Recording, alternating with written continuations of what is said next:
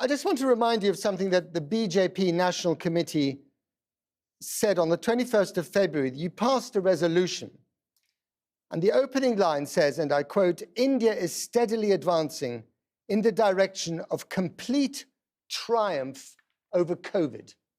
How much do you regret that resolution now? The hindsight is very illustrative.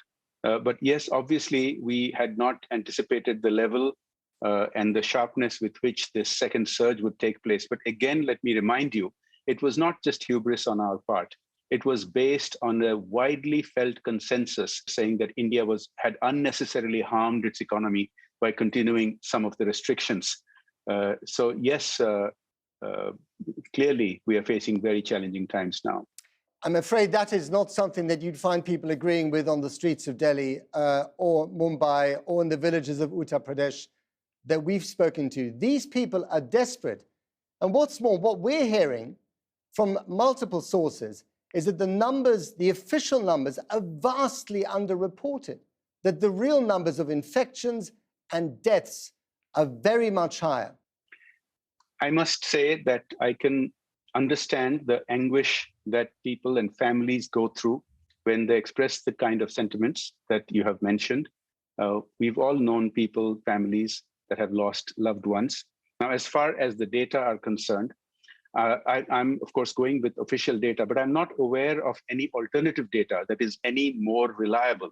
So as and when there is reliable data, of course, we will acknowledge that. But even if you look at some of the sorry to interrupt you, do you not suspect that the numbers, the real numbers, given the anecdotal evidence on the streets of Delhi, but also the villages, all over India, where people are dying in huge numbers at home, don't you suspect that the official numbers that you've got might be wrong? And isn't it your responsibility as the government to own up to that? We are open to acknowledging any reliable data, any alternative reliable data that comes to us. Now, yes, you're right.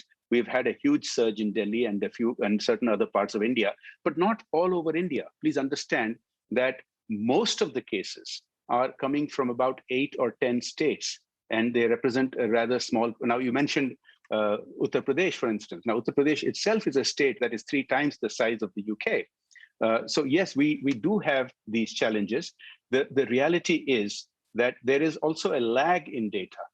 Yes, there are some fatalities that are taking place without hospitalization, and they will be taken into account.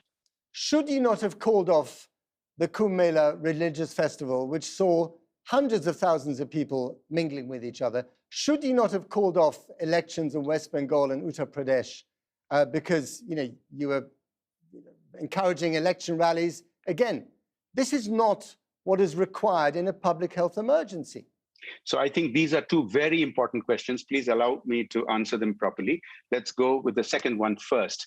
Now, in democracy, in the largest democracy in the world, when we have the tenures of 5 states coming to an end, if you didn't have elections, there's an independent election commission that decides that, we'd have had a constitutional crisis. We'd have had riots on the ground as to who would be the legitimate in charge of governance of these states. Now, let's go to the Kumbh Mela.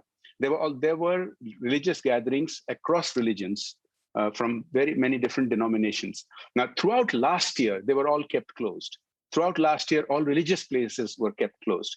And as I was telling you, by the turn of the year, because the numbers had dropped so dramatically, gradually they were being opened. And especially outdoor gatherings were gradually being allowed to open. But of course, when this surge started, they have once again been shut down.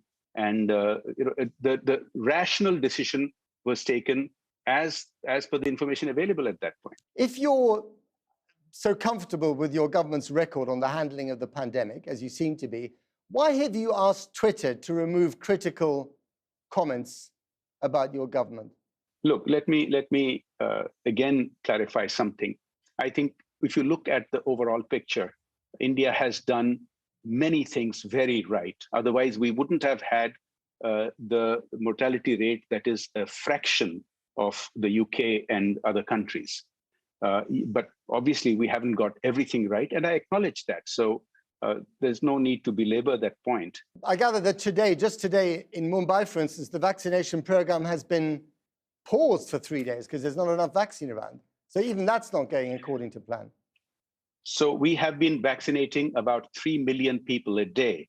Now, that's a very large number, but we also are a very large country, the second largest population in the world. And in the middle, when we've had this huge spike, we've also been dependent on raw materials from other nations that had not been forthcoming, which have now been resolved. I think it has led, we were hoping that we would step up the vaccination rate to well above 3 million per day. And that will happen, but perhaps a few days later than what we had been hoping for.